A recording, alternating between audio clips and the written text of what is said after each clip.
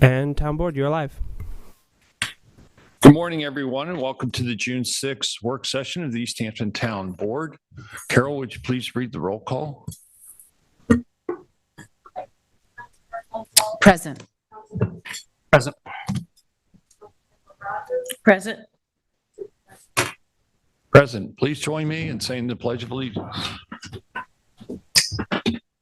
I pledge allegiance To the flag of the United States of America and to the republic for which it stands, one nation, under God, indivisible, with liberty and justice for all.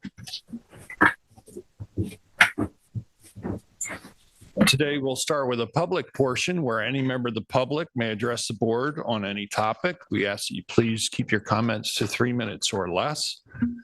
That will be followed by two work session discussions. One is the opening of a new section of Fort Hill Cemetery.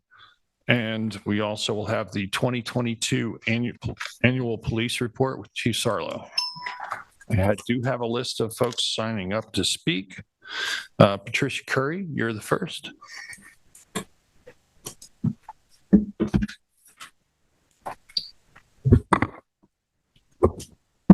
Thank you. Patricia Curry, Southampton Town.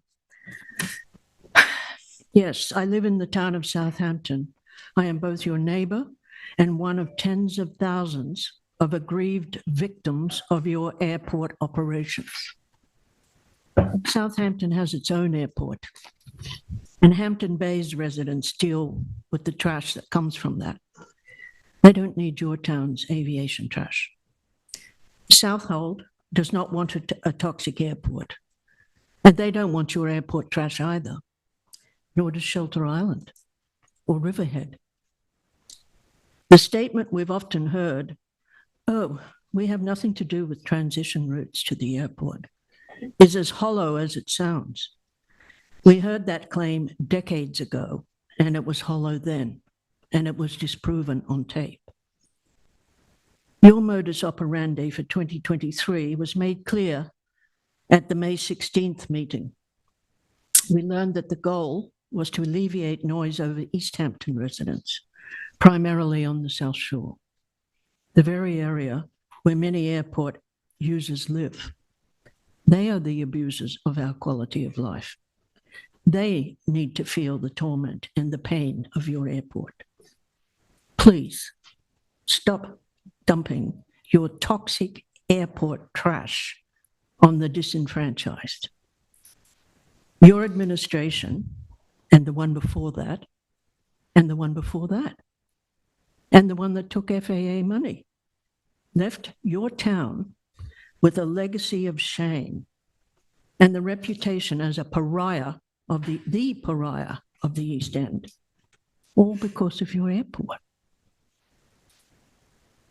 Long before accepting FAA money for improvements to expand that airport, the town of East Hampton dumped not only the most, but the worst of its operations and toxic pollution over other towns, and it still does. The complaint numbers attest, and your own analyses are part of a large body of evidence of your town's decades-long abuse of other towns.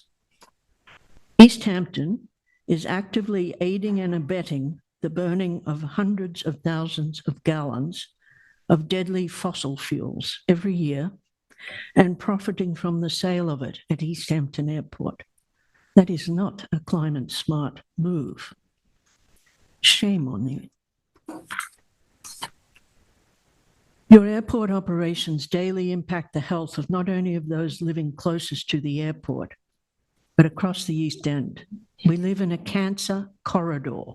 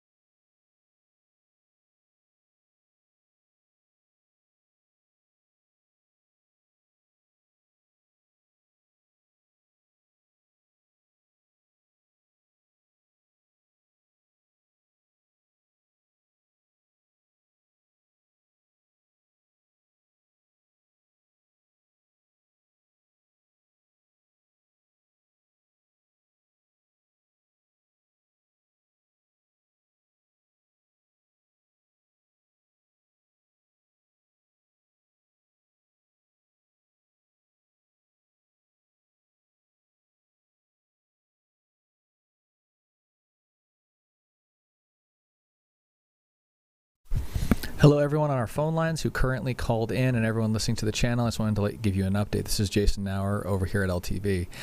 There's currently a internet problem over at Town Hall. We don't know the nature of this problem, but it is currently out. I will be having a graphic show up shortly to say that.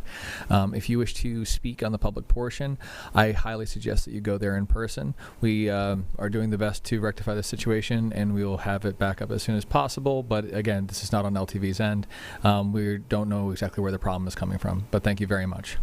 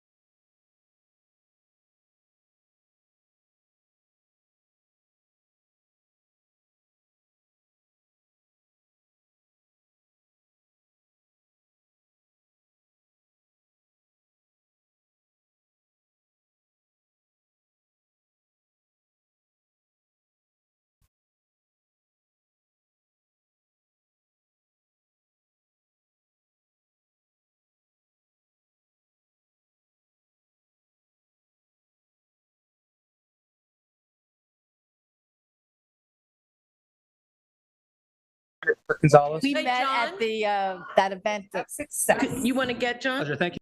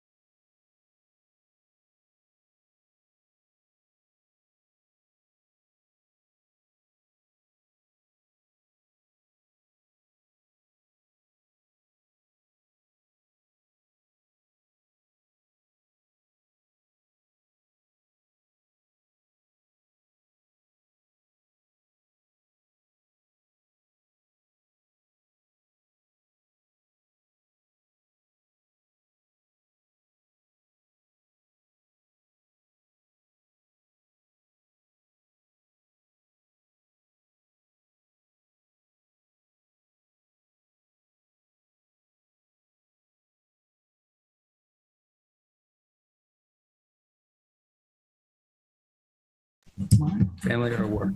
Hello, everybody. It looks like we have internet connection back up and running. When the supervisor is back, we will restart the meeting. Thank you very much. Thanks, Thank you, Jason. And would you tell Hudson I'll save my videos for the next meeting then? That would be very Hudson. cool. Yeah, he's Hudson, going I'll to save my say, hey. videos. Hey, it's nice to meet you in person.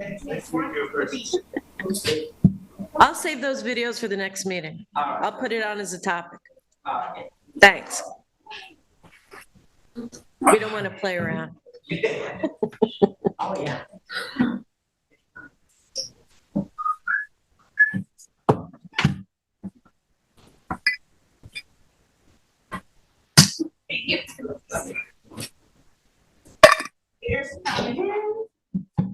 And we're back. We got this, guys. Beautiful. The old turn off, turn on. I love it. Yeah, you know, but Yeah. unplug, plug back, right? Yeah. Nothing works better than that. Weird, because we don't detect.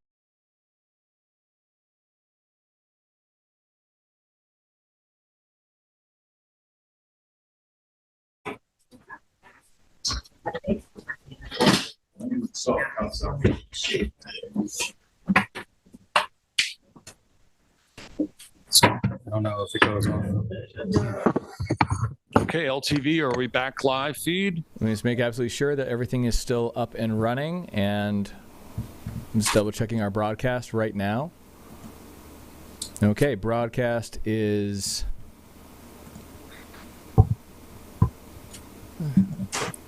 Uh-oh. Oh, I'm still here. I'm still here. Don't worry. I'm just. I had to restart. I had to restart my record. I just had to restart my recording on our server. That's all that happened this time. All right. So, and we are live. The phone lines are up and running. I am making sure that everyone who wants to call in can call in, and the floor is yours. Thank you very much. Thank you, LTV. Sorry, and for the inconvenience, everyone. We lost the live feed. We're back live again now, and we left off in public comment. I think we lost the feed about halfway through the first speaker, public comment. I'll give an opportunity for Patricia Curry if you'd like to restate your comments for the record. I'll give you that opportunity. Okay, we will move on then to the next speaker, who is John Corain.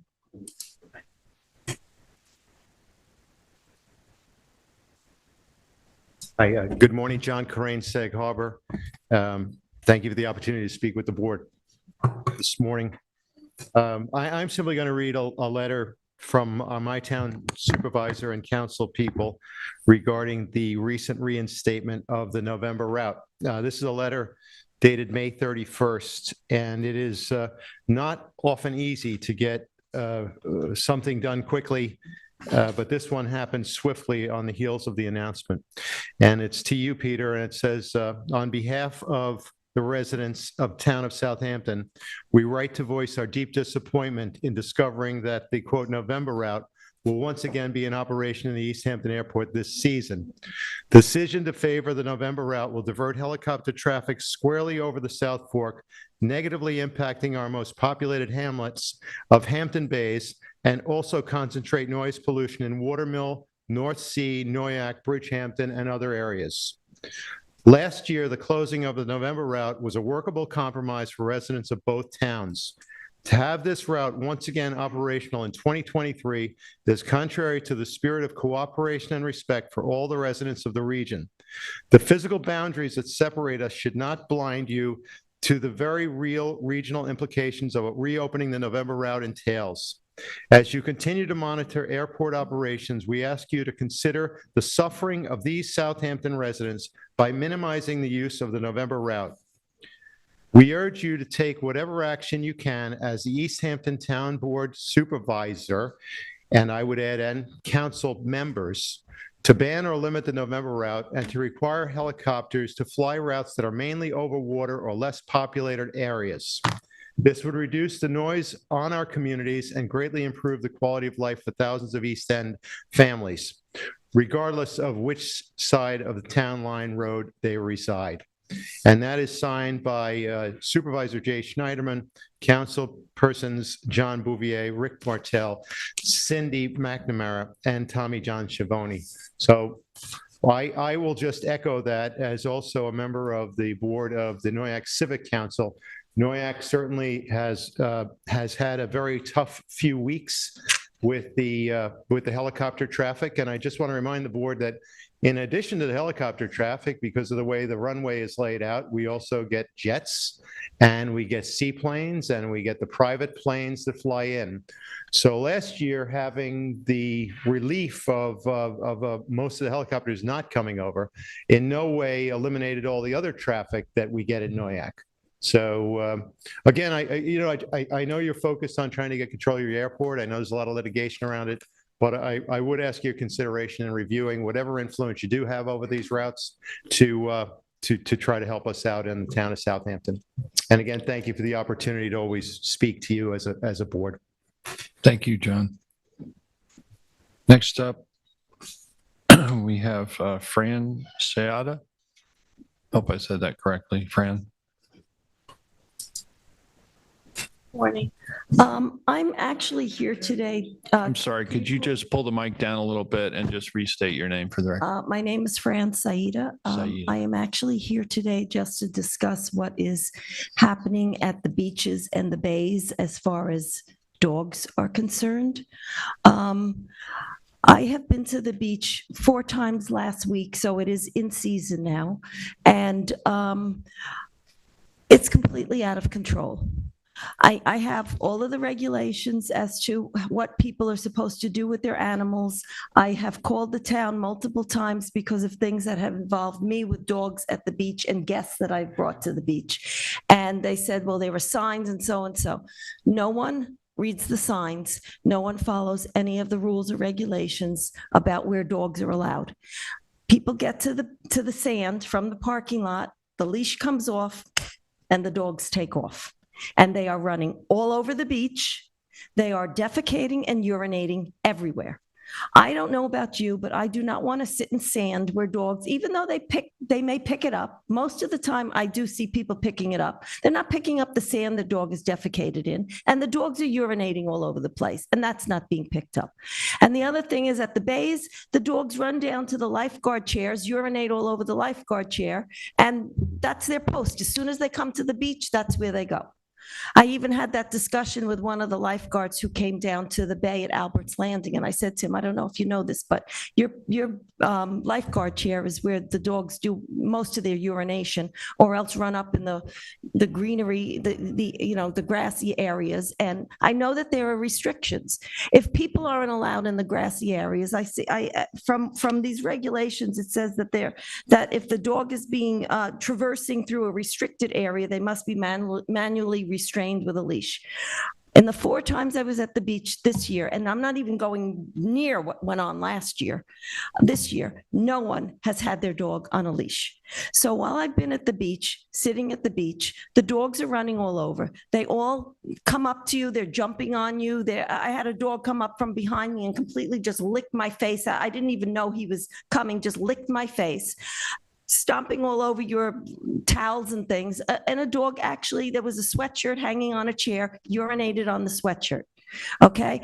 I don't feel I need to go to the beach, nor should anyone else. And I love animals. I had pets for 20 years, so it has nothing to do with that. It has to do with people being respectful, following the rules. It is not a dog park. And people are using the beaches and the bays as dog parks. They're bringing their dogs' toys with them. They are coming down to the beach, letting them off their leashes and running all over the place. It is a sanitary issue. Okay, you have children playing in the sand where the dogs are urinating and defecating. I don't know whoever thought it was a good idea to allow dogs to come to the beach in the first place.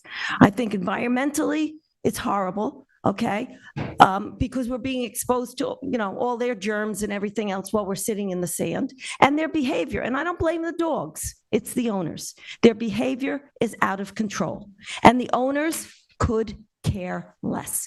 After the dog urinated on the owner came by and said, "Oh, the dog's very friendly." I said, "So does that include, aside from the dog jumping all over us, does that include the dog being able to urinate on everything we have?" And last year down at Barnes Landing, I really thought I was sitting in a dog park. The dogs were everywhere. There had to be 100 dogs on the beach running all over the place. This is in the middle of the day in August. And, people don't bring shade for their animals. It was hot as anything. We had 3 dogs sitting underneath our umbrella, one sitting on my feet. Now, if I leave my animal home, why do I have to go to the beach and be subjected to other people's animals who are misbehaved? Can I just ask Sure. which bay beaches you frequent? And Albert's Landing, Barnes Landing. The beaches was Indian Wells last week and Atlantic. Fran, as an individual that's the liaison to Buildings and Grounds and also working with the Beach Advisory Committee, I've been working with animal control about our signage enforcement also. We've been noted about this over the Memorial Day weekend. It could have been concerns from yourself and others. We're taking a deep look into that. Rob Connolly's also here, and we'll make sure that we are looking at greater means of enforcement also. Okay, so we do have the standing rules, as you mentioned earlier, about within the summer season, lifeguarded areas are not allowed to be traversed with a pet unless it's on a leash and controlled, and they have to go immediately beyond the boundaries of those designated areas before they can unleash an animal. Oh, no. As soon as the sand, the dogs are off the leash. No, I understand. So, that's a matter of education and enforcement. So I think it's an enforcement problem because there isn't anybody ever around. And when I called the town, I was transferred from one department to the next department to the next. And then finally, somebody in Marine Patrol said that I would, if not just me, anyone is at the beach and has an issue with the dogs being out of control. And I just want to clarify this, that we could call. She gave me a number to call and that they would show up. Right. But I think there needs to be, before people have to, call, somebody should be down there periodically monitoring what's going on because most people don't call. Last year, it was really, really bad. I never called. So we'll take a look at that and see if we can improve that situation. I agree. No one should be subjected to. And it's not just me. Honestly, I mean, there was another young girl reading a book. She was laying down on her stomach. This woman let the dogs off and the owners aren't even near the animals when this is going on. So that's an education issue as well as enforcement, to let people know that we do have the rules. A lot of times we'll have people who are visiting from outside the area are unaware. They see dogs on the beach. Oh, I'll take my dog to the beach. It'll be fun. Yeah. So we appreciate your comments. Thank you so much for taking the time to come in today, and thank you for your patience waiting for the meeting Okay, to no get started problem. again after we lost the feed. Okay, so once again, it is correct that you could just call, because somebody said animal control, and I called animal No, control, and they you'd said be better no. off calling Marine Patrol because Marine they're Patrol. out patrolling the beaches. Okay, because it's also, like I said, a sanitary issue which needs to be Understood. addressed also. Thank you. Okay, thank you. Teresa McCaskey.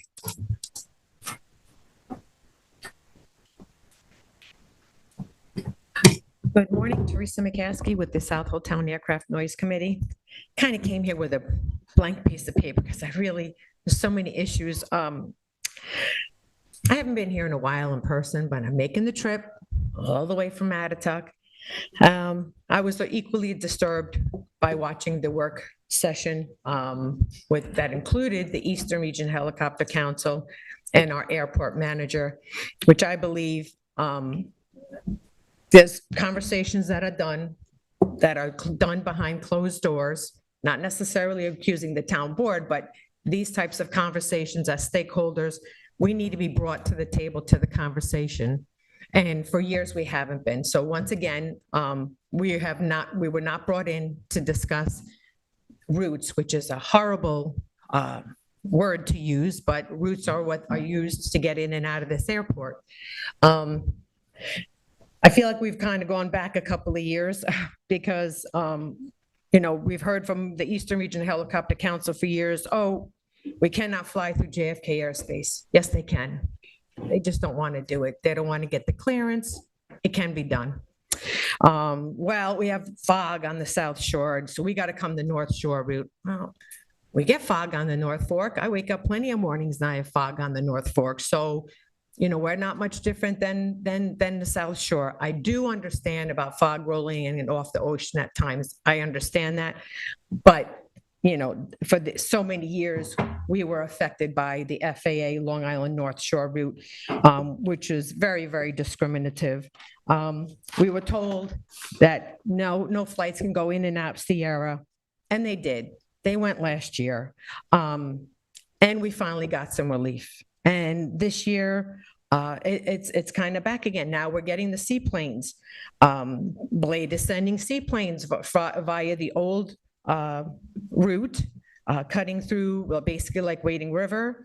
They disrespectfully fly over the Calverton Military Cemetery, which they called in that very same meeting a quote-unquote graveyard, which I take great offense to, and I want it on record.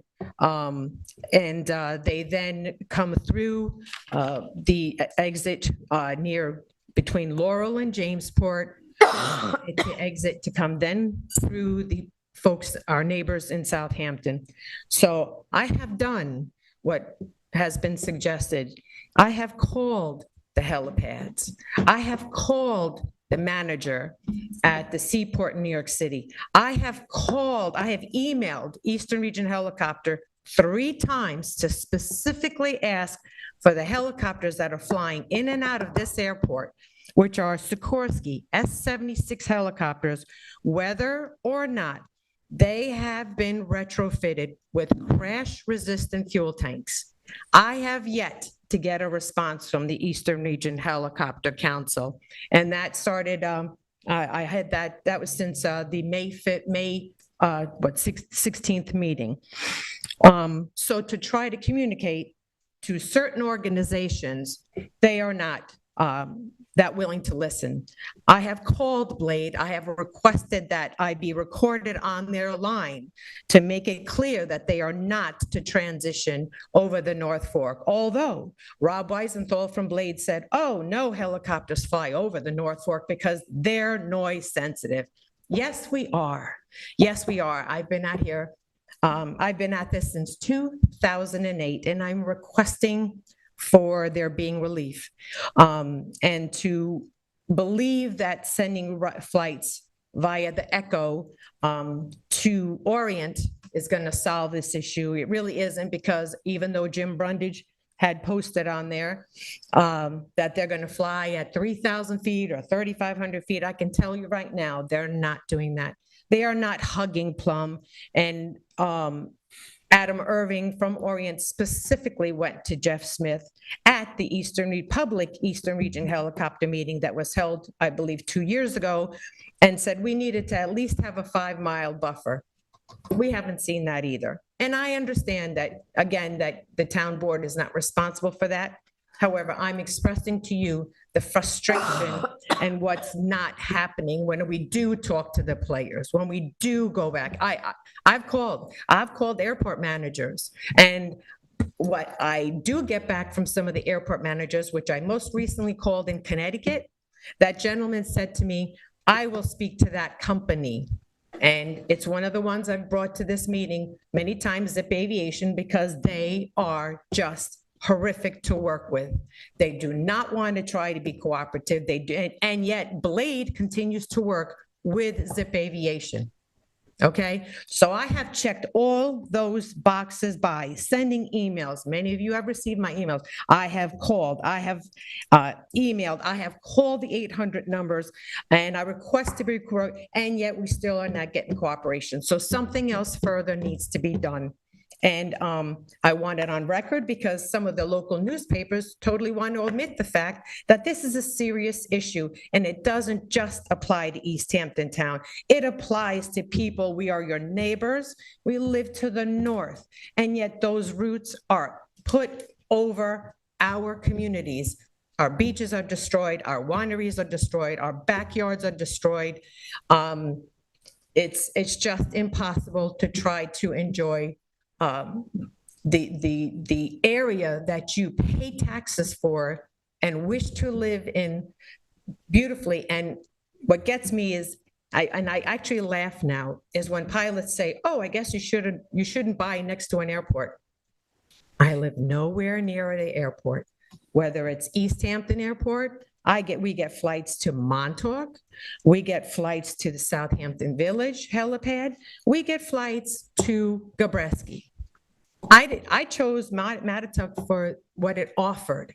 And my husband loved Mattituck because he grew up there. Very similar to many things that you've done is crabbing and shelling and water skiing and boating and sitting on the beach and sleeping on the beach overnight, all those wonderful things. So I'm here to fight for the town of Southold and for our neighbors in Southampton to please something more needs to be done. And I thank you very much for your time, and I thank you for giving me this opportunity to speak again.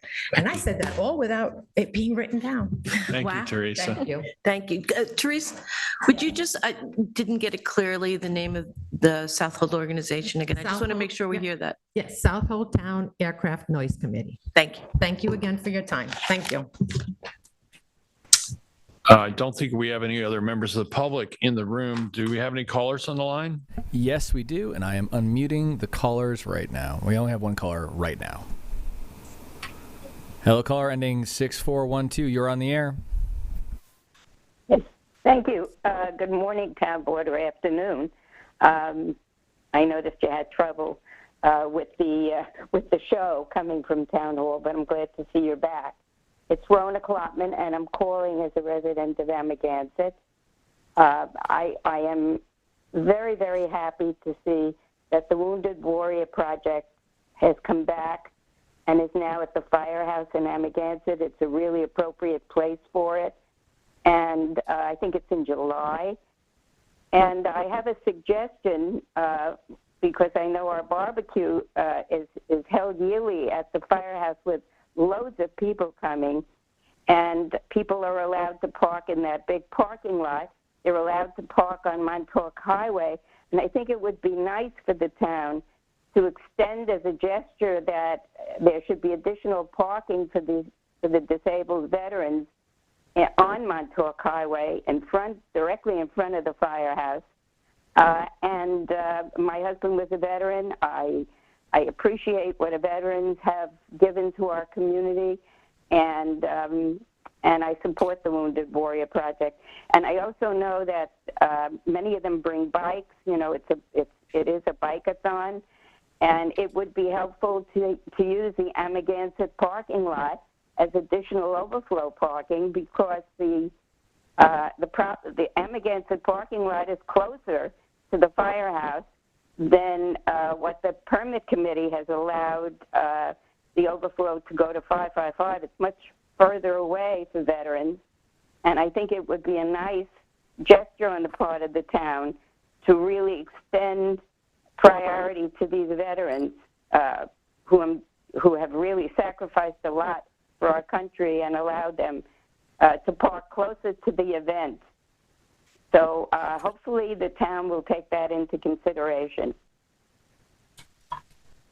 Thank you so much for calling in today, Rona. So, Peter, I just want to be Hear clear from you. that the Wounded Warriors Soldier Ride, which has been in Amagansett for decades and has always been supported by the town, their permit and their application to the Special Events Committee was for the property that we granted the special event on. Thank you, Kate. Do we have any other callers on the line? We currently have no other callers on the line.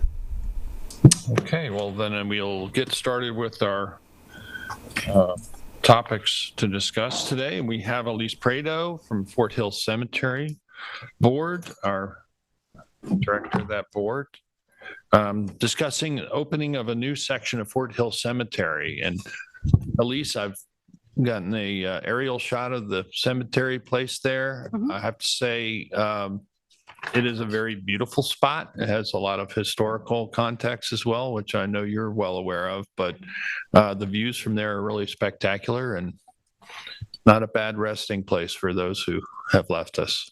It's a very special spot. It is indeed. And John McDonald, who's been our chairperson trustee for the last 30 years, has retired, and I've taken over his spot. So I am new. I am learning fast and furious. Knew you would. And hopefully things are going to go well. I know we've got a lot on the agenda this year. Right. Number one is obviously to open up the new section. Can I give this to you? Absolutely. Absolutely. Thank you.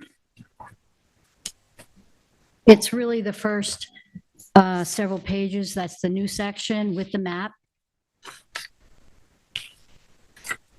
which is as you go down Cemetery Road, which is clearly spelt wrong on the road. It's on the left-hand side. In addition, we'd like to also suggest that we start investigating the niche wall on the left-hand side, which would mirror image the niche wall on the right-hand side. We are sold out, and people are requesting to purchase the niche wall for their urns. So Elise, can you just describe for anyone maybe viewing what area would be the new section relative to like where the circle is, and can help give you a pointer there. So don't touch the screen though, just. So you take entrance from here. Yes. And presently, this is the old section, A through J. Close to the road there, yeah. Close to the road. We have an American Indian section for the Montaukets only, and they have to be residents of East Hampton. And then here is the new section. So the new section would be to the south. Here we go back. We're only opening A, B, and C. Okay. And then, of course, the niche wall will be a mirror image of this. I see. So it'll be equal to and opposite this on the circle. So the niche wall will be directly below, in alignment with the northern niche wall, and then from the circle on the south side back towards the edge of the property is the new section that will be opened up. And there's some benches here. Very good. Board members have any questions so far? So just a couple of things about this location, at least, is that it's a resident-only cemetery. To East Hampton Town, That's East Hampton not Town. just Montauk. East Hampton Town resident-only cemetery. They could purchase in. If a resident actually ends up moving out of the town of East Hampton, they have there's a avenue for recapture. I actually go up here just to go sit, watch, look at the water. It's very special. There are no headstones. They're all Right. flat markers. It's very easy for maintenance. I know as we're looking at other cemeteries too, Mhm. to maintain. Will you take care of one of the other cemeteries? What's that? You're on the trustee of one of the other No, I'm cemeteries? just sort of liaison. Liaison to Gotcha. cemeteries. Over. The then- town does own several other cemeteries. Yeah, Well, unfortunately. unique. Yes, extremely you are, and the setting is beautiful. I'm supportive of what you're looking at. I see the sizes of the plots that you're looking at. It's appropriate. I think the pricing's appropriate. We're also asking for an increase in pricing. Mhm. It should be in the, Yes. And, That's- and your long-term maintenance schedule is also appropriate too, things that you might be looking for. Make sure it's still a very special spot. Unfortunately, I've been there way too often recently Mhm. for family, not family, just for friends. right. But I'm supportive of what the request is. So I know that with regard to maintenance, the long time maintenance contract with Allenberg's retiring, Right. and so the town will be going out to bid for. Has it been sent out to bid yet? I would have to check with purchasing, but Okay. we are aware of that need. Right. And so we'll be sure to follow up on that. Mhm. And just as a matter of historical context and background, this was the location of a massacre Correct. that I think was it the 1650s, I believe? Yeah, my history's not so good. The Narragansetts, I believe, paddled across and ambushed the Montaukets, and it was the site of a terrible massacre. And there were a number of native burials all over this area. Right. And it There was is a section where the it bones is are. a sacred location for the Montaukets. Correct. And the town worked, I think it was in the 1980s, to preserve that land, worked. Right. And Bob with a number Farrell's of been groups. very, very helpful. And it was slated for development, I believe, and the town Correct. stepped in and did acquire it and has made it available again to all town residents. And there is, as you said, a special section for the Montaukets, which is very Have to be appropriate. residents of East Hampton Town. Right. We found out that there are quite a few Montaukett descendants in Nassau County, Suffolk County, and we talked in depth, and they have to be East Hampton Town residents. Understood. Are there any other questions, or do you have any other comments to the board, Elise? Just to approve the price increase as well when we open up the new section. We also have some issues with the landscaping. The maintenance bid is due back this Thursday. Okay, so the maintenance Well, the bid maintenance is is due separate back from Thursday. landscaping. Right. Well, I just want to let you know that you were asking where Oh. that status was. And right, so right. Thank you. this Thursday, the bid will be awarded. Well, the bids will be in? This Thursday is when they're due back to the Okay. town. Great. And will I have access to those? Sure, once they're opened, yeah, absolutely. Gotcha. Okay, so then let's go back towards landscaping, which is separate from mains. All right. Sure. We have a house that's being built when you come into the cemetery road to the right of it. And our cherry trees are so beautiful and so overgrown. And I'm trying to clarify whether or not that triangle, does the town maintain it? Or is that our responsibility as trustees? And do we I'm not hire an exactly sure arborist? which triangle you're referring to It's based the on my entrance map. triangle where there's a sign and also a historical monument from the bicentennial that states, it's right here. Oh, I see. It's more on Outside, the it's road. off the map. That'd be a question for highway. We can reach out to highway. So that's like between, is it Fairview? South Fairview and, No, Fairview. Yeah. It's Fairview and it is Fort. Fairview. Yeah. So the triangle has the, Understood. Right. Now, And I know those where you're trees talking are about now. It's so not on the map, overgrown. though. It's further there's to a the few east. other issues which we can handle over time, Okay. but the Well, that's trees, something we can, are you can major. follow up with us on that in the Okay. highway and figure out who's who's responsible and whose who budget owns does it, it come who's out of? responsible. Exactly. Elise, thanks so much for taking on chair of the My Fort Hill heart is there. Cemetery Well, Board. We I'm actually a appreciate fourth that very much. generation of Montauk, so my heart is there. We even have a tree from Nova Scotia where most of my family came from.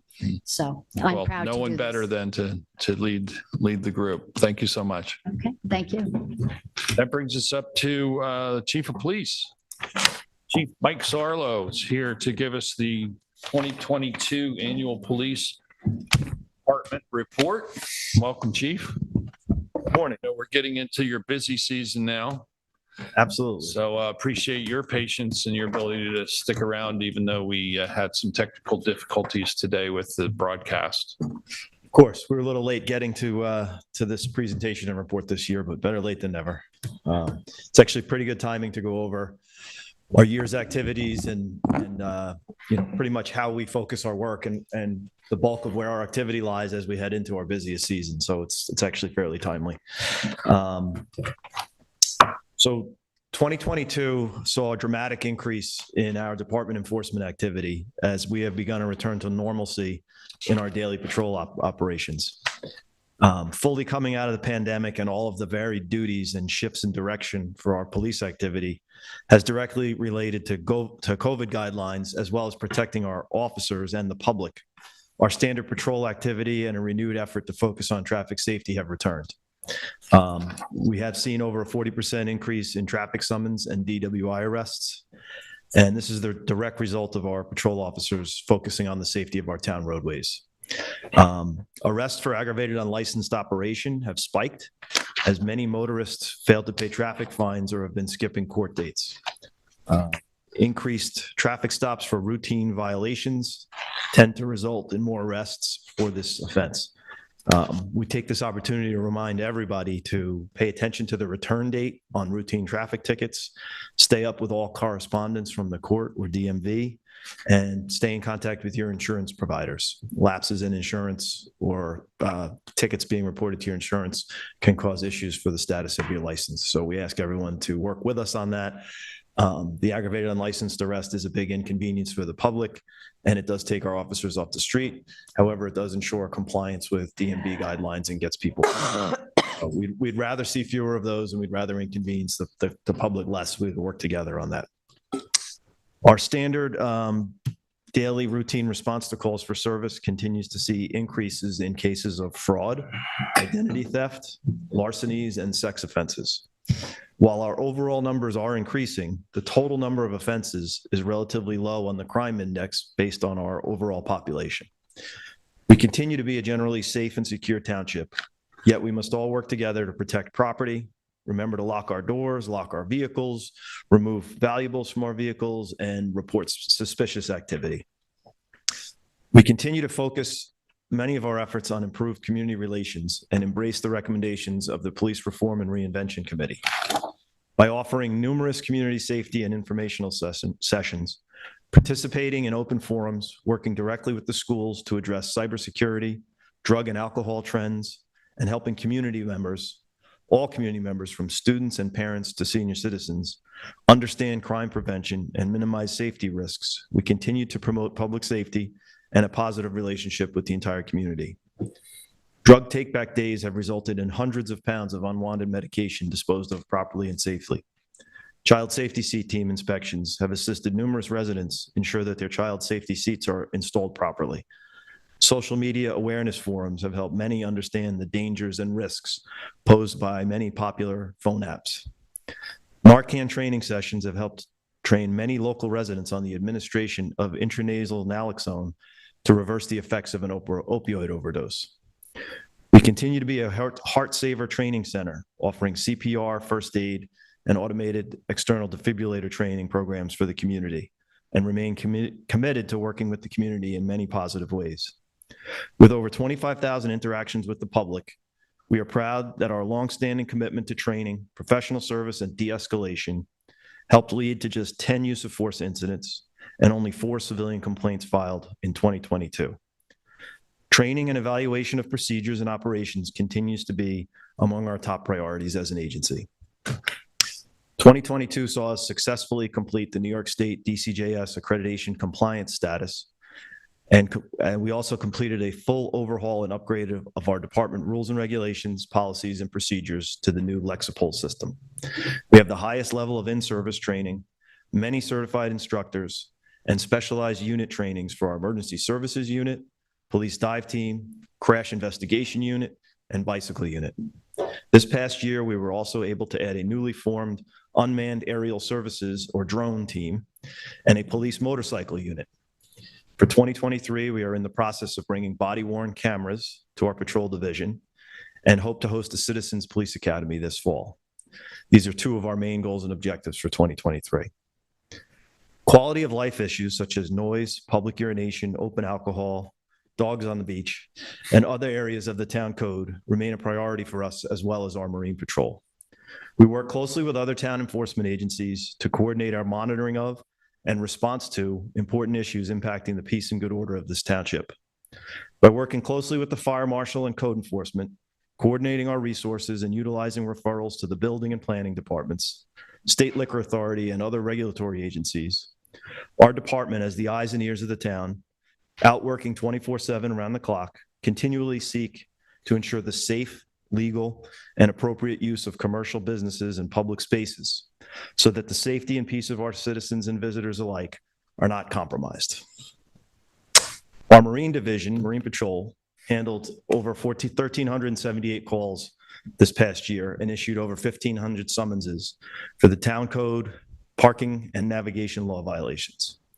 Beaches and waterways continue to be extremely busy, and Marine Patrol officers checked over 650 shellfish permits last year, wrote 40 summonses for non-compliant beach fires, 180 for beach driving without a permit, 67 for dogs on the beach violations, and 118 shellfish violations.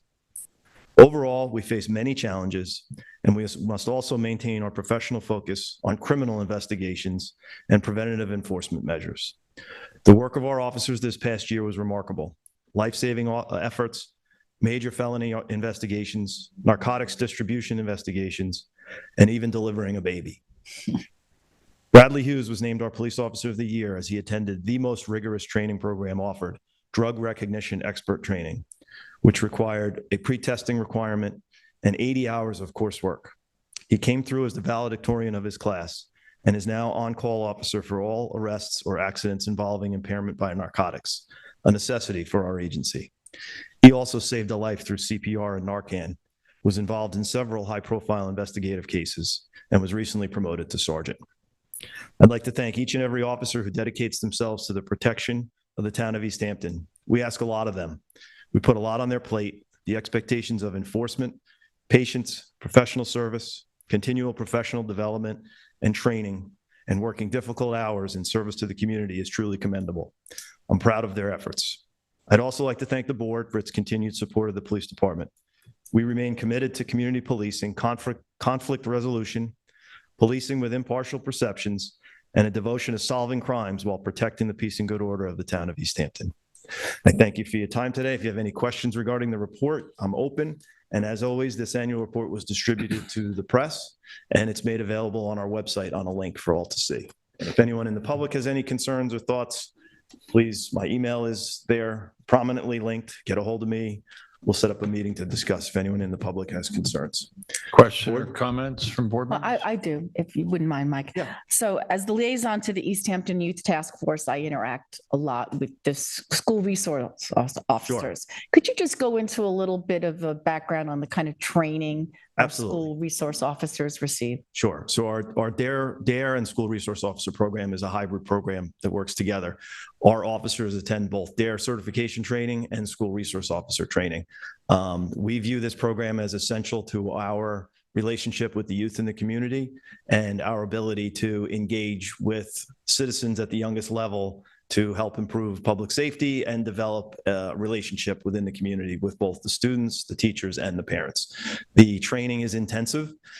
There is a lot of legal issues involved with juvenile law, a lot of issues involved with the privacy of being within a school and what the school district employees and administrators can do and can't do, and what the police can and can't do. We pride ourselves in having a very proactive and positive relationship with the school districts. Obviously, school safety with our DARE and school resource officers not only teach classes to the kids about cybersecurity and safety and awareness of drugs and alcohol trends, but also to parents in forums. But on top of that, one of our most important roles is the actual safety and security of the buildings and the kids and the employees at the schools. They are tasked with meeting with school officials, reviewing their safety plans, meeting with school security, going over, everything from their lock systems to their video systems to their lockdown plans. We're in constant lockstep with them And it's a week training in each of those for certification, plus with annual research. And currently we have 3 officers assigned to the schools. We have Sergeant Ken Alversa, who oversees the program. He's also our training officer, so he splits a lot of time between the schools and teaching courses for us. And we have Tim Tierney and Devin Toya assigned to the schools. They work through the high school and our local feeder schools. They teach classes in driver's ed, they teach classes in health, they teach the specific DARE curriculum at the lower level, and are really heavily involved with promoting a safe and secure environment within the schools. It's an excellent program. It's community policing 101. It's not your old-fashioned DARE, just say no. The DARE program is really focused on decision-making, cybersecurity, being an upstanding citizen, decision-making. It's just a really great program that's evolved over the years that we feel is real important to develop that connection with the kids in the schools. Thank you. Yeah. My daughter graduated from it this year. Excellent. Congratulations. Is that number 3? It's number 3. One more to go. Yes, I do. There's ever changing challenges through the schools with the cyber threats, and there's been robocall threats to many districts around the state. We're constantly reevaluating and meeting with all of the district administrators about how to best communicate with the parents and the school district and using social media and how to go about ensuring that accurate information gets out. And those officers are tasked with great responsibility. They put a lot of their own time and effort in and have developed a lot of great relationships amongst the community that way. And we get a lot of our TCOs out of those programs who has older high school kids or early in college, develop a relationship with the police department and have respect for our profession and are interested in becoming police officers. So we try to recruit through that and find kids who are willing to come work for us in the summer. And it's just a really important piece of what we do. It's also, if you really take a look at it, our schools are the central hub of activity, and they're where the largest concentration of any citizens are at one time within the community. They're the biggest, housing of people. So we have to assign officers to them for many reasons. So, Great. Anything else? No, just a huge thank you to you and all your officers for all that you do. No, I appreciate it. And I pass this along to my officers and I recognize them for their efforts. We've had a lot of turnover and there's a lot of new officers and we're constantly training and teaching, and the support of the board in the hiring process and in our budgetary process is, really truly appreciated. And we pass along your thanks from the information you get and the thanks you get from the public to them very frequently. So Chief, you've highlighted a focus on community policing Sure. and training. And I know the board's been very supportive of the training efforts. And I think we've seen how that's paid dividends over the years, particularly the professionalism and the ability of officers to de-escalate situations that could very quickly, change into situations with tragic results. And we've seen that, other places in the country where that goes very wrong very quickly. So, I want to commend you and your staff for their professionalism and the training and, continually trying to improve. And I know that we've seen improvement as town board members. We get probably the greatest number of calls regarding policing about traffic safety issues or speeding and also quality of life. And I know you've been very focused on both, and we're seeing, the results of that.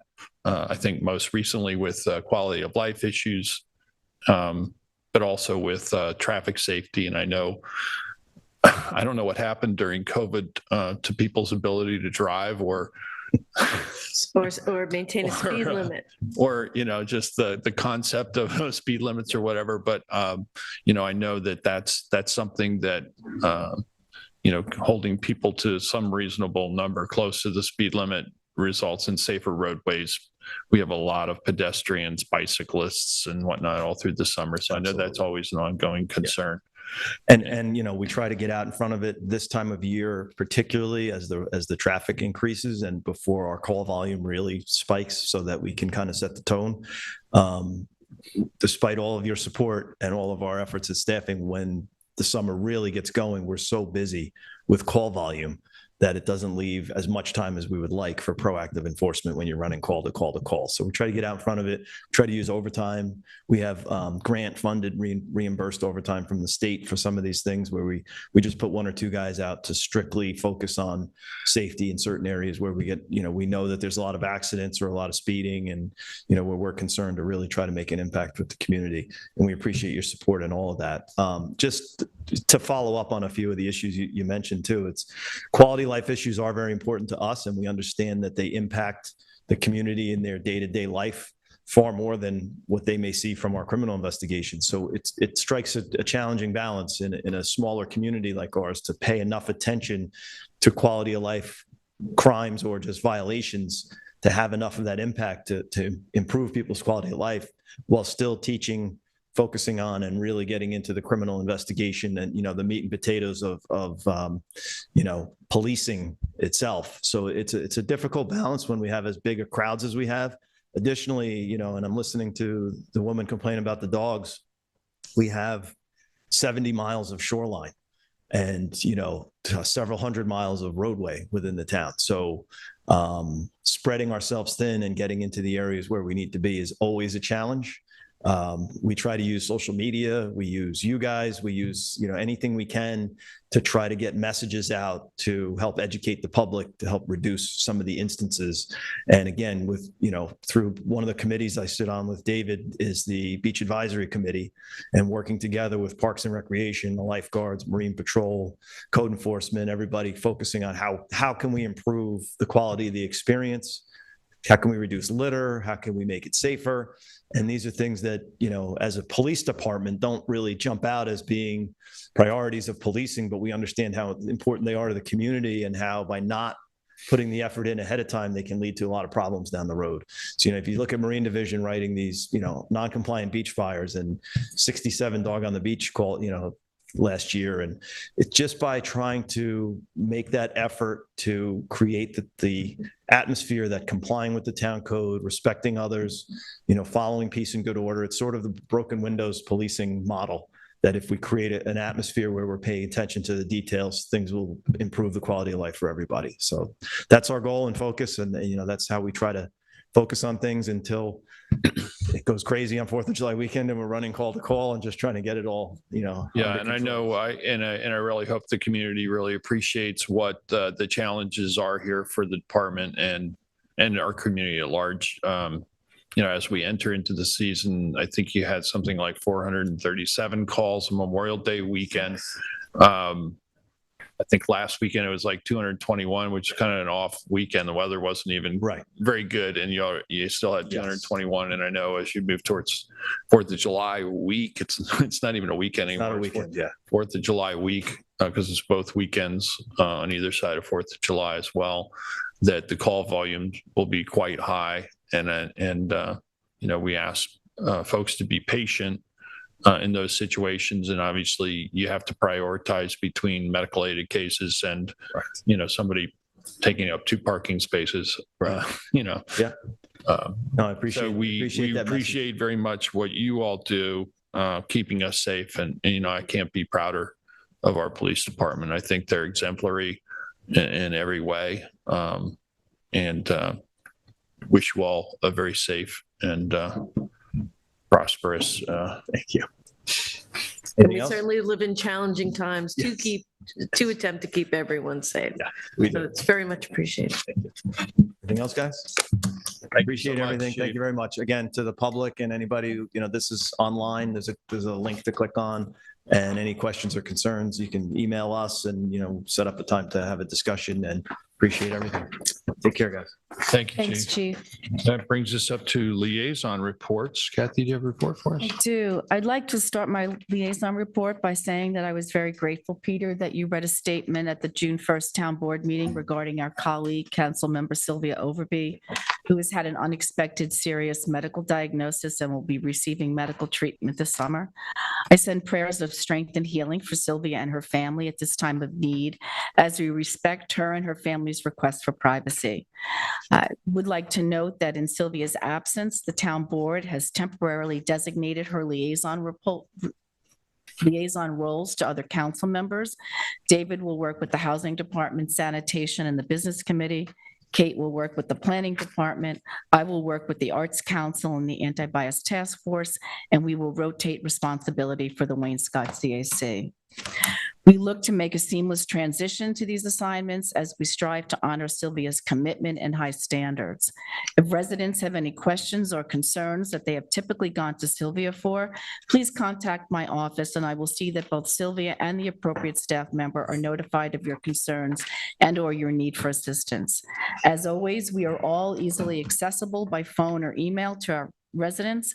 And importantly, we look forward to supporting Sylvia as our colleague and our friend in any way necessary as she focuses on her medical treatment. So with that said, I'd like to lead with Sylvia's assignments. The East Hampton Arts Council met last night, and they're planning a number of events for both for fall 2023, including an informational evening with attorney Carol Steinberg focused on artists' rights with an update on AI.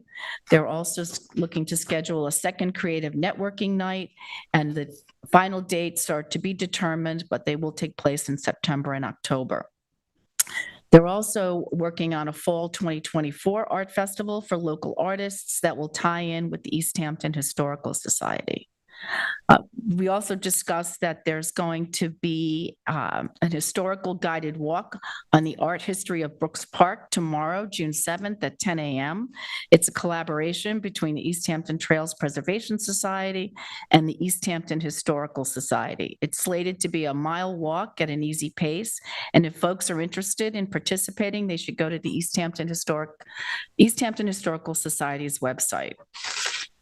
Next up is the Anti-Bias Task Force. They participated in Saturday's Pride Parade. They had a car and they actually sponsored a table at the dance party that followed.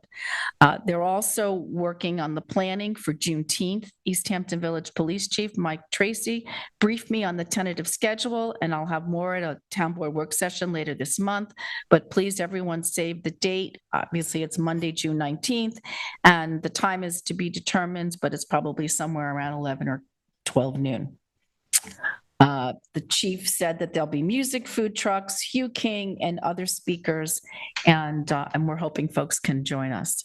The Diversity Show, they've got a new segment airing. This is produced by LTV and the Anti-Bias Task Force, as they recently interviewed East Hampton High School valedictorian Nicole Velez and East Hampton High School salutatorian Ariane Chug, both from the class of 2023. Nicole is heading off to Yale, and Ariane is heading off to the University of North Carolina at Chapel Hill. It's worth tuning in to listen to these very accomplished young people's perspectives. Next, I wanted to talk about Human Services and the new Senior Center. The team has been having several meetings with R2 to review the plans following the input the town board gave and other staff from the departments back in April. And those changes were incorporated and will be included in the site plan submission to the planning board, as that review is scheduled for June 14th. R2 continues to research surface materials for the driveways and parking areas, as well as exterior building materials. One of the discussions we had is R2 questioned whether net zero was an official town position or was aspirational. And it was the position of the town staff that were on the call that it is aspirational, because we really need to take into consideration long-term maintenance and cost, as those are important factors. And we also discussed how we can manage and mitigate any potential impacts on the neighbors. Regarding our Wellness 60 Plus program, we've got a new entry. It's called Qigong Dance, and it's movements to a disco beat. And that takes place on Thursdays at 10 a.m. at the East Hampton Senior Center on Springs Fireplace Road. Over the last week or so, the town board has reviewed the plans for the Montauk Playhouse for the first and second floor with the foundation's building committee. board members provided valuable input and refinement of the plans continue. Also shaping up is the schedule for the project. The Montauk Playhouse Community Center Foundation will be here to make a public presentation of the plans for the first floor aquatic center and the second floor multipurpose cultural center at the town board work session on Tuesday, June 20th. Thursday, July 6th, the town is scheduled to accept the plans by town board resolution. We've got a tentative date for the groundbreaking that is looking to be Wednesday, August 2nd, hosted by the Montauk Playhouse Community Center Foundation in the town. The time still needs to be determined. And then once we accept the plans, we will have a quick turnaround and go out for bid. This project, as we all know, is a real win for the Montauk community and has a great deal of momentum behind it. And lastly, we had a meeting of the Disability Advisory Board, and I wanted to say, as we can see here, that the ADA compliant ramp here in the main, that leads off the main meeting room, is complete, to which the Disabilities Advisory Board is pleased and grateful. This past weekend, the folks from Change Hampton worked on grading between the lawn and the new ADA walkway. And over the next few weeks, the folks from Change Hampton will transform the entrance to Town Hall with trees, shrubs, and new plantings. And that's what I have for today. Thanks, Kathy. David? Yes, I want to alert everyone that the LARR is actually going to be having on Stephen Hand's Path between 10 p.m. tonight and actually 6 a.m. tomorrow morning. The overpass from the LARR, that road will not be able to be traversed, so please take a detour. Again, Stephen Hand's Path tonight, 10 p.m. to 6 a.m. tomorrow, Wednesday. The area of the overpass from the LARR, please take detours just to be alerted on there. Also going to another LARR bridge, I want to thank Steve Lynch and his staff, Stephen Bennett, his crew leader, and others for assisting in the repairs for the Cranberry Hole Bridge, which has been deemed to be repaired and opened. While there's long-term designations of different engineering changes that are being worked on by the MTA, and also we're going to look at town code changes potentially for weight limits in that area then too. But right now, I've heard back from some of the residents, and they're happy that the bridge has been repaired. Please alert everyone that that bridge does have a weight limit, and there shouldn't be any heavy trucks or construction traffic going over top of that. I want to let everyone know that we, from John Rooney from the Recreation Department, and also Chief Lifeguard John Ryan Jr., the town of East Hampton's Recreation Department opened for Memorial Day weekend Big Albert's Bay Beach for swimming with the help of Buildings and Grounds, installed the needed sand in the main walkways down there. The Recreation Department also opened 2 ocean beaches in Amagansett, being Amagansett and Atlantic Avenue. Sorry, Indian Wells and Atlantic Avenue. They installed their beach mats there. And the beaches in Montauk, Kirk Park, and South Edison were also opened. These 5 beaches will be open for swimming during the weekends again up until Sunday, June 11th. Daily parking at Kirk Park on the will be available also on the weekends only. And beginning Saturday, June 17th, the regularly scheduled town lifeguard beaches will be open 7 days a week through Labor Day. This will include Dish Plain, East Lake, which is Gin Beach, a bay beach, Maidstone Beach, another bay beach. Daily parking will be available at Atlantic Avenue, beginning Tuesday, June 20th through September 1st.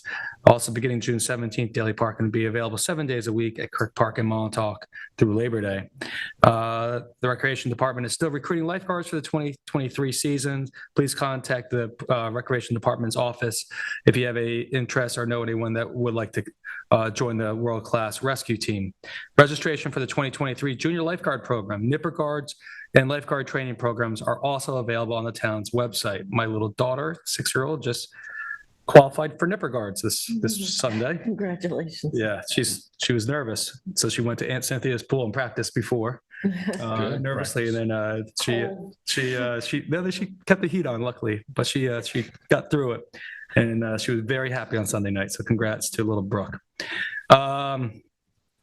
Excuse me, I got off track there. For safety's sake, please choose a beach with a lifeguard if you're planning to swim. And please help keep the beaches clean by removing trash and properly adhering to the beach fire regulations as per the town code. going back into litter also, and specifically in areas what the town designates as quasi-public places, which goes to chapter 167-4E. A quasi-public place is that the property owners and also the business owners actually have a responsibility to cleaning up these areas. We're going to be continuing moving forward with the help of the Montauk Chamber of Commerce and Code Enforcement, as we did last year. Moving forward, our Team Up to Cleanup, letting individuals know, and particularly the businesses, that they do have a responsibility to join in and also continue with the sidewalk cleanup initiative there too. Great line. Not mine, but yeah. Thanks, I appreciate that. So that's moving forward. There is a fine schedule on this. So we look forward to getting compliance on that. Last year worked out well, and Kevin Cooper and his staff will be doing outreach on that also then too. I want to let everyone know that also through sanitation, that Stop Day is upcoming. And Stop Day is this Saturday, June 17th, 2023, from 9 a.m. to 2 p.m. at the East Hampton Recycling Center at 260 Springs Fireplace Road. Stop Throwing Out Pollutants is a program that's designed by the town of East Hampton residents, for the town of East Hampton residents, for safe, environmental, sound method of disposing of hazardous materials that are found in the average home. These include, but not limited to, toxins, antifreezes, drain cleaners, and pesticides. So please bring those for safe removal on June 17th between the 9 a.m. and 2 p.m. Again, this is part of the sanitation department.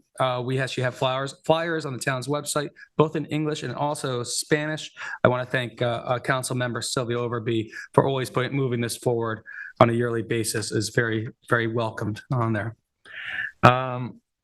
The town of East Hampton is continuing our Montauk Bottomlands, Lake Montauk Bottomlands meeting. We're zeroing in now on our lease agreements, and I'd like to bring that to the town board based on our scheduling and upcoming meeting, but we're pretty much prepared to move that ahead.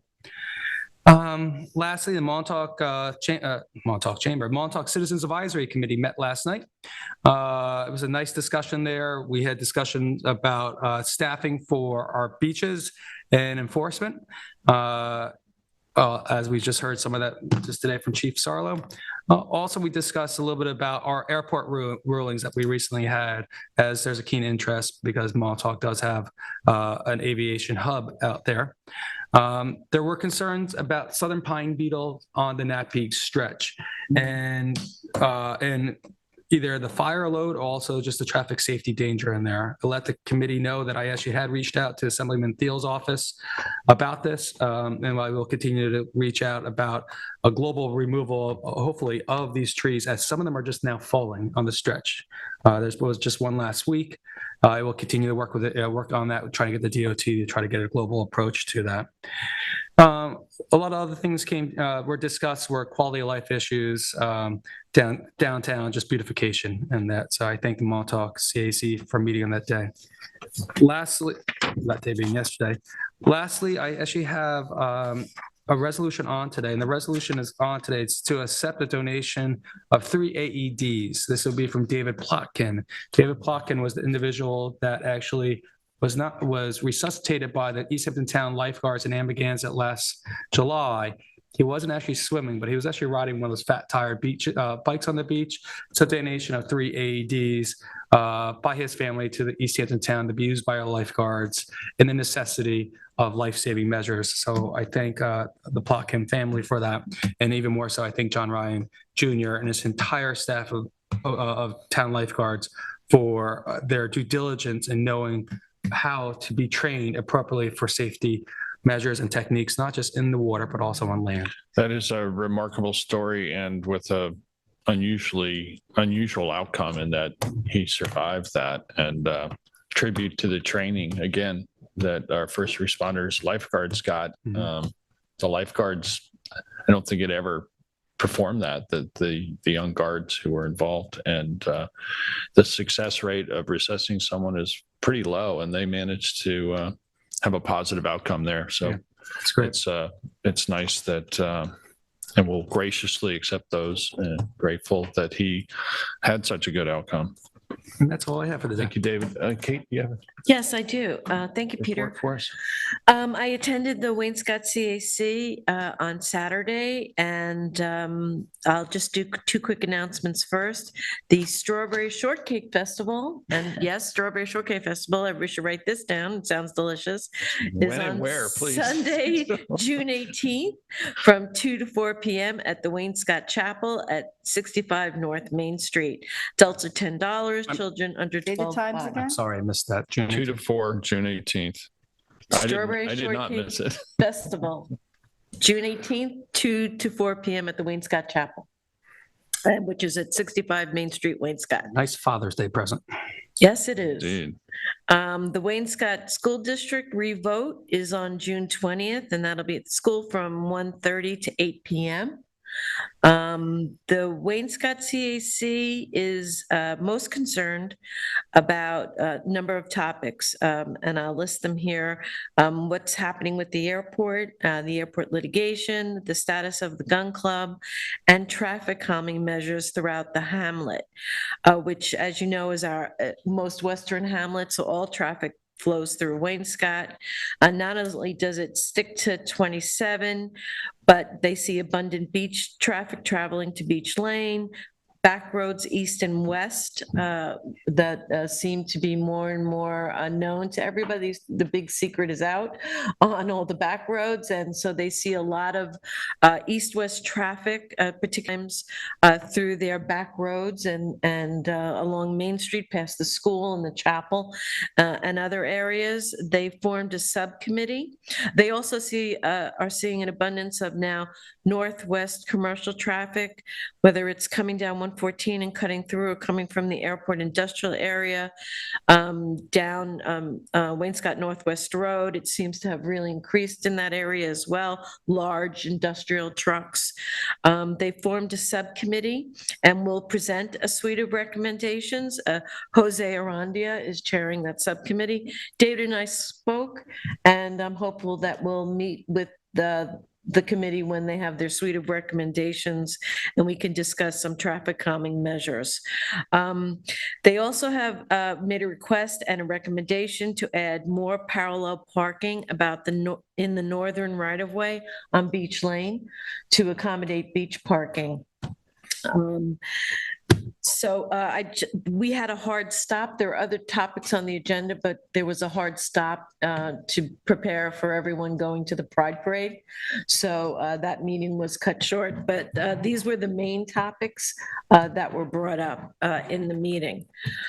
There also was a couple of questions on national litigation for PFAS. I know there's big settlements going on in a Dow case, and hopefully I'll be able to give them information about that. The zoning code amendment committee continues to meet every Monday. We're working right now and finishing up on a recommendations for a rewrite of 255-111, which is the purposes of zoning.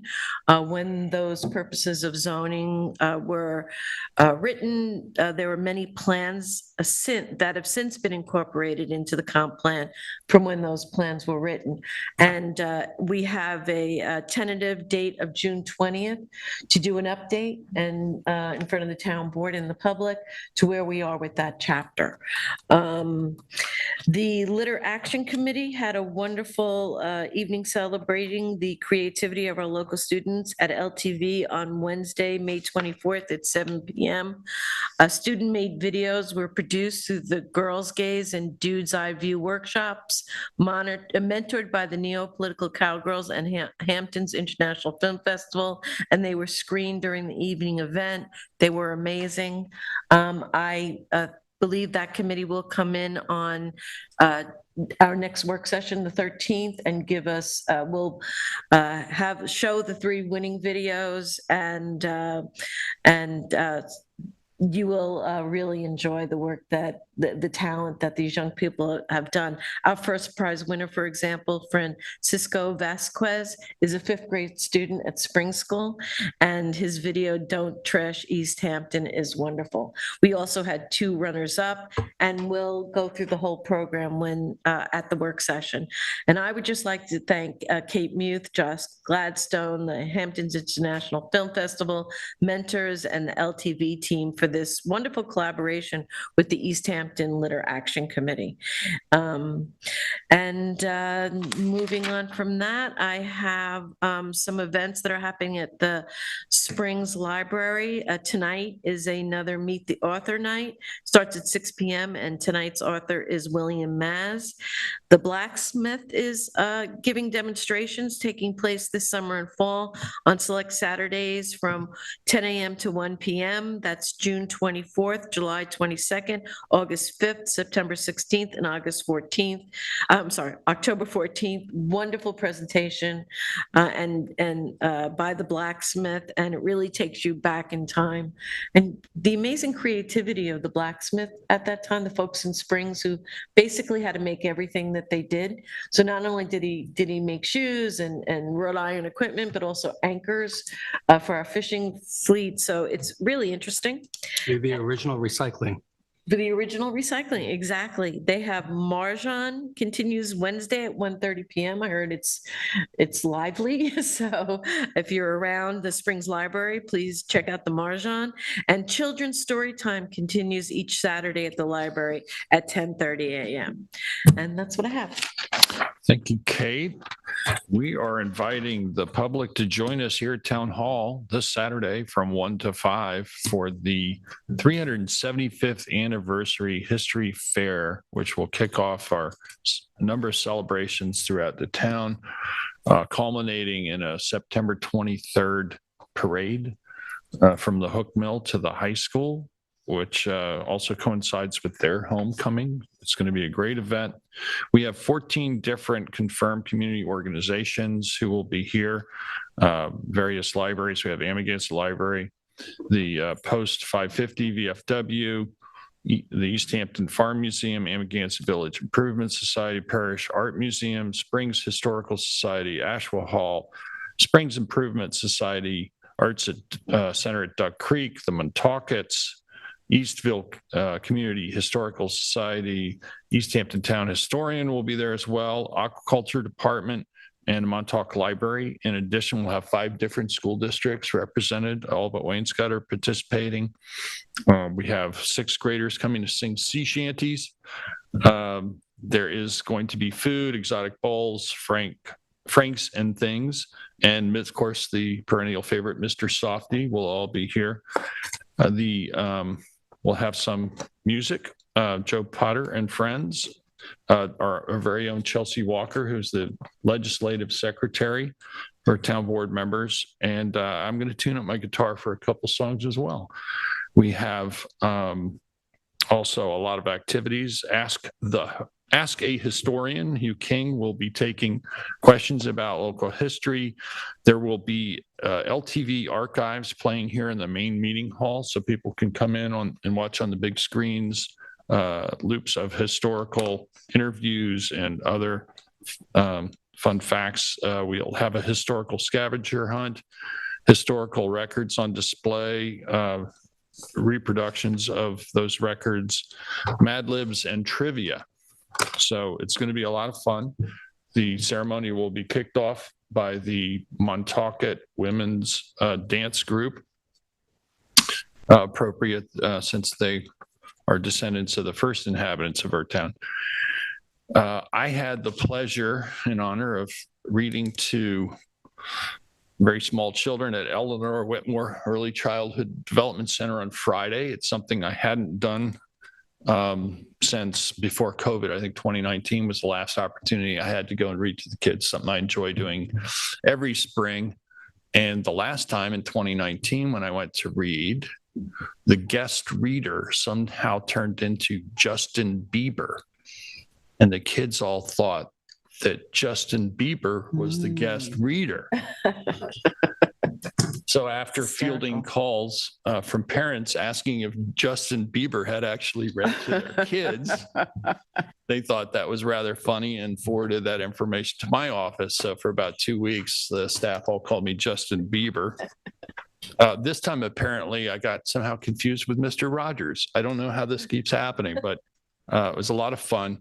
Eleanor Whitmore Early Childhood Development Center provides early childhood development education for young children, which is absolutely crucial to our future. The early years of development for children's brains are so crucial to their overall well-being and contributions to society. They will be having a fundraiser shortly, so look out for that and try and help them out. We will be discussing, we hope to get it on for this week, but due to the unavailability of our tax assessor, we will have sections 466 exemption, which has been up in state law to allow for exemption of up to 10% of property taxes for volunteer firefighters and ambulance service workers. We'll have that discussion, and the town board has the ability to adopt a local law to allow for that exemption. That's something I support, and I'm sure the other board members will as well. We know what the challenges are to staffing our emergency services as volunteer organizations here in town, and any additional incentive and support we can give those people who are so crucial to health and safety, we will do.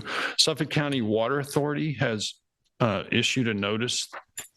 They're experiencing operational challenges, and that's resulting from trying to meet peak demands,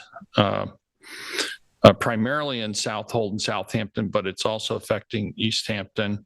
The lack of rainfall in the last 3 weeks has led to early morning peak pumping rates that are more typical of July and August. And this is affecting storage levels in those two towns.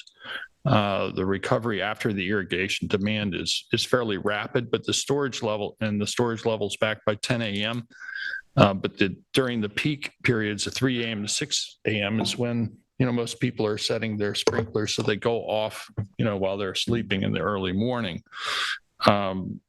They have asked, last year we were in a state of emergency regarding the supply of public water, and that again was primarily due to the high volume of irrigation.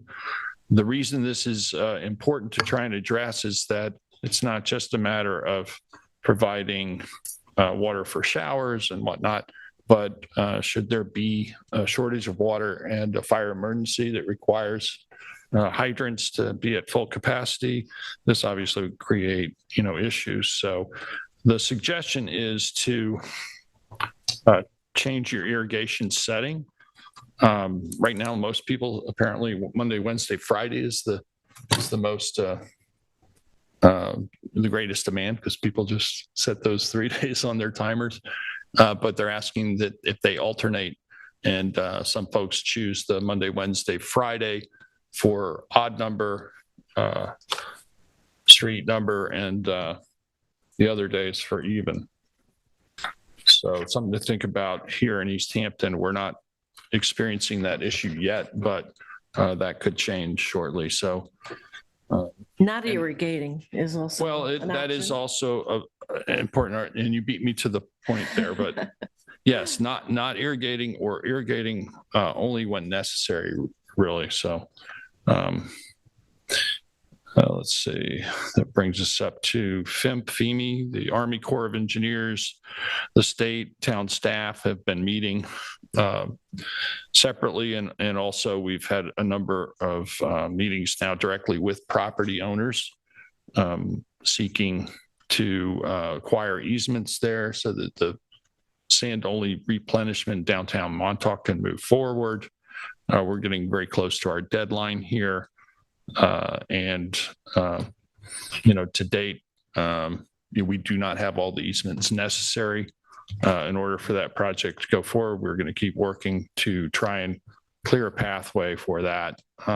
answering any additional questions properties owners may still have at this point.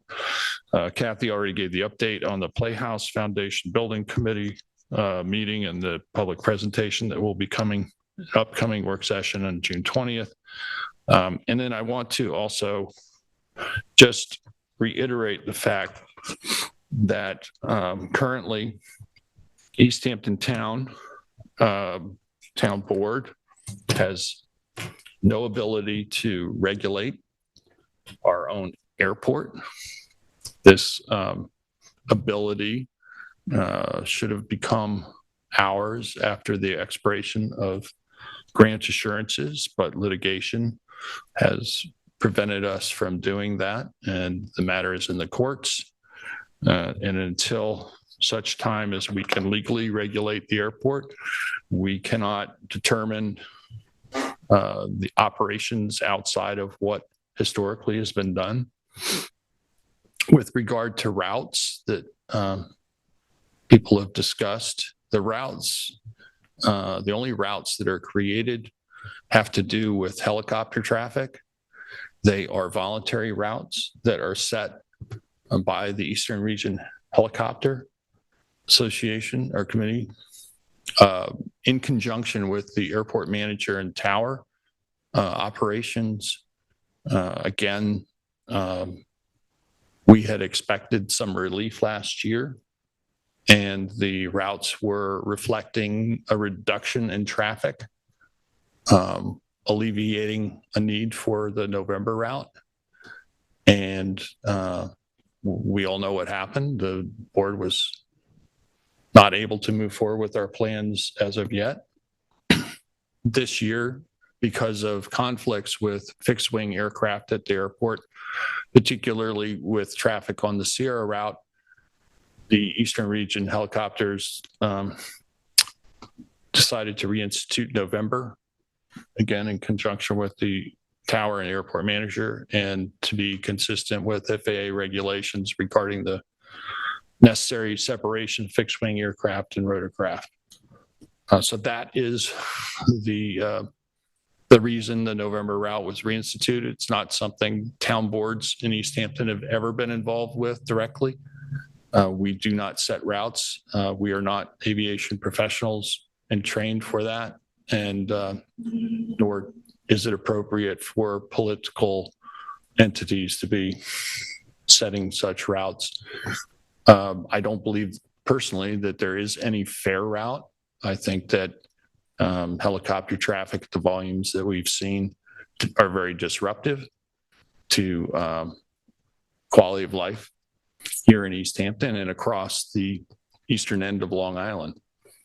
And I think ultimately the only solution is the town eventually gain the ability to regulate the airport and manage it in a way that reflects the desire of not just East Hampton, but those throughout the region in terms of protecting quality of life and reducing the impacts that aircraft currently have. That's all I have for a liaison report today. We do have several resolutions. I have resolution 2023-844, and it's rate increases for traffic control officers and specialists. Second. All in favor? Aye. Aye. Passed and carried. 845 is to hire Brian Lester, Esquire, a special prosecutor for 2023 to represent the town in various matters at an hourly rate of $150 and an amount not to exceed $10,000. Second. All in favor? Aye. Aye. Passed and carried. I'd like to untable resolution 795. Do I have a Second. All in favor? Aye. Aye. I'd like to offer raise the resolution 2023-795 to accept the bid for EH23003 for the South Emory pickleball courts for Aventura Construction Corporation at a total cost of $465,000. Second. All in favor? Aye. Aye. Passed and carried. Sorry. Yeah, I know I might take those from you, Peter. No, don't do that to me. The allergies? Are you? No, It's it's the smoke. denial? my old age getting there, man, to me. Smoke from the wildfires, David. 846. What it is? I'll put it on It that. is. Yeah, we're all affected by it. 846, appoint seasonal groundskeeper one in the Parks Department. Daniel Aiden Halloran, hourly rate of $21 an hour, effective June 12th, 2023. Second. All in favor? Aye. Pass and carried. Resolution 847 is accept a donation of budget modification for beaches. Again, on July 30th, 2022, East Hampton Town lifeguards were involved in a life-saving incident at Indian Wells Beach. And whereas David Plotkin and his family are grateful for the actions of said lifeguards and have graciously donated the funds to purchase 3 defibrillators for the use by the East Hampton Town lifeguards, and therefore now let it be that resolved that the town hereby accepts a donation for Lois Whitmont on behalf of David Plotkin in the amount of $8,130.24 for the purchase of 3 LifePak 100 AEDs from McKeeson, as per their quote dated April 19th, 2023. Second. All in favor? Aye. Pass and carried. 848 is authorize the CPF Water Quality Awards for RFA 1, Round 1 for 2023, whereas we also have this Town Board public hearing on June 1st, 2023. They are going to be for Ditch Plains Cottages LLC. Funding award is $42,689. East Hampton Historical Society for $65,000. The Village of Sag Harbor for $645,836. Cornell Cooperative Extension for $111,843. Cornell Cooperative Extension for a non-point source pollution abatement, different one, would be $341,655. And then New York State Center of Clean Water Technology for $113,869. Second. All in favor? Aye. Aye. Pass and carried. Resolution 849 is amend section 24058 for Schedule 8 for stop intersections, the town of East Hampton. We had a public hearing again on this on June 1st, 2023. The location is on Manor Road, west intersection of Fort Pond Road, to add a stop sign. Second. All in favor? Aye. Pass and carried. 850 is amend Chapter 240 of the Vehicle and Traffic Law of the town of East Hampton relating to daily parking fees. And again, this is going to be for locations at East Hampton Town Airport Main Lot, South Elmwood Ave designated areas, and South Edison Street designated areas. Second. All in favor? Aye. Pass and carried. 2023-851, this is to for the Julius D. Parsons Homestead Historical Landmark Designation Authorization. This is to amend the zoning code to designate the Julius D. Parsons Homestead an historical landmark. Again, we had a town board public hearing on this on June 1st, 2023. Second. All in favor? Aye. Pass and carried. Resolution 852 is to authorize the CPF project plan addition for the property of DeMello. This property is located at 334 Old Stone Highway in Springs, and is approximately 0.97 acres of land. Second. All in favor? Aye. Aye. Pass and carried. Resolution 2023-853 is to authorize a CPF acquisition and amend the 2023 Management and Stewardship Plan. Reporter owner for this property is Judith DeMello at 334 Old Stone Highway, Springs, Suffolk County Tax Map 300-83-5-26.1. Public hearing was held on this on June 1st, 2023. The purchase price is $1,015,000. Second. All in favor? Aye. Aye. Pass and carried. Resolution 2023-854 is to authorize a CPF acquisition and amend the 2023 Management and Stewardship Plan. The purported owner is William Hahn. Location is 167 South Fairview Avenue, Montauk. Tax map number 300-28-6-29.4. The public hearing was also heard on June 1st, 2023 for 0.6 acres of land. And the price is not to exceed $490,000. And Second. I'm gonna, yeah, thank you. You want to do a roll call Roll call, vote? please. Sorry, Carol, would you do a roll call on this one? As I choke. Aye. Aye. Abstain. Recused. Recuse. Aye. Pass and carried. I'd like to offer Resolution 2023-855. This is authorized the CPF acquisition and amend the 2023 Management and Stewardship Plan. Reporter owner is Dodge Realty LLC, number 1 and 2 at 803 and 807. I believe this should be Fireplace Road, Springs, Suffolk County Tax Map 300-63-4-5, 4, 3, and 2. It's 10.9 acres of land. We actually had the public hearing again on June 1st, 2023. The price is not to exceed $5 million. Second. All in favor? Aye. Aye, passed and carried. Resolution 2023-856 is retain engineering services Elkin McLean, PC and Silman for the Baker Barn restoration, where we had a proposal that was dated on April 21st, 2023, to provide professional services as required by this association with the Baker Barn restoration. And it's not to exceed $38,000. Second. All in favor? Aye. Aye, passed and carried. And I have resolution 2023-857, and this is promotion, contingent and provisional appointment to Assistant Town Planning Director. This is where Suffolk County Department of Human Resources, Personnel, Civil Service have given an examination for the title of Assistant Town Planning Director and has certified that the list of eligibles has been exhausted, fewer than 3 willing acceptors. So therefore be it resolved that Constant Valivas Lagran be and is hereby promoted and appointed on a contingent and provisional basis to the full-time position of Assistant Town Planning Director at an hourly rate of $47.12, grade 34 off step, which is $98,010.22 annually for a 40-hour work week, effective retroactive to June 5th. Second. All in favor? Aye. Passed and carried. Resolution 836 is to modify agreement for professional services for engineering at 395 Panago Road. Resolve the agreement for professional services for engineering is modified to allow the hiring of East End Excavating as subcontractor of DB Bennett with a fee of the said within the said $15,000 maximum cost. Second. All in favor? Aye. Aye, passed and carried. 858 is a stipulation of settlement in a personnel matter. And that is resolved that the individual will be suspended without pay for 10 working days beginning June 7th, 2023 through June 21st, 2023, with a return to work date of June 22nd. Second. All in favor? Aye. Aye, passed carried. 859 is a budget modification, fire marshal training, and that is moving $2,925 from training expense and $1,200 from public education supplies to travel and conference dues in the amount of $4,125. Second. All in favor? Aye. Aye, passed and carried.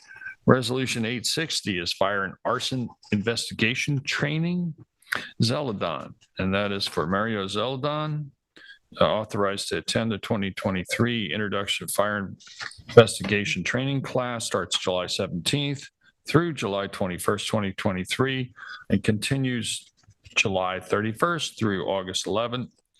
And that is resolved that all expenses for hotel, transportation, food, materials be paid to travel and conference dues upon properly submitted voucher documentation. And it lists the various costs of each that can be charged. Second. All in favor? Aye. Aye, passed carried. 861 is fire and arson investigation training for Erico. And that is for Alexander Erico. He'll be attending the 2023 Introduction to Fire Investigation Training class, which is on the previously mentioned dates and previously not mentioned amounts. Second. All in favor? Aye. Passed carried. Resolution 862 is to waive tent inspection fee for the East Hampton High School 2023 graduation. And that is waiving the amount of $500 inspection fee. And congratulations to all of our East Hampton High School graduates. Second. All in favor? Aye. Aye. Passed carried. I have one additional resolution. This is resolution ID 29611. Authorize the use of the town credit card for fire marshal training. And resolved that the Office of Fire Marshal, in conjunction with the Finance Department, is authorizing utilization of the town credit card to reserve and pay for hotel accommodations for New York State Fire Prevention and Control, Homeland Security and Emergency Services Training, Fire Marshal Training for employees Alexander Rico and Mario Zeladon from July 17th through July 21st, 2023, and July 31st through August 11th, 2023. Second. All in favor? Aye. Are there any other resolutions or matters to bring before the board? I'd like to make a motion to go into executive session to discuss advice of counsel, a personnel matter, and potential litigation. Second. Can we add CPF to that also? Sure. CPF. And also, That was included, potential litigation. okay, yeah, I guess it would be. Can I have a second? Second. All in favor? Aye. Aye, pass carried. Stay safe, be well, everyone. Let's grab some lunch and reconvene at 2. Sure.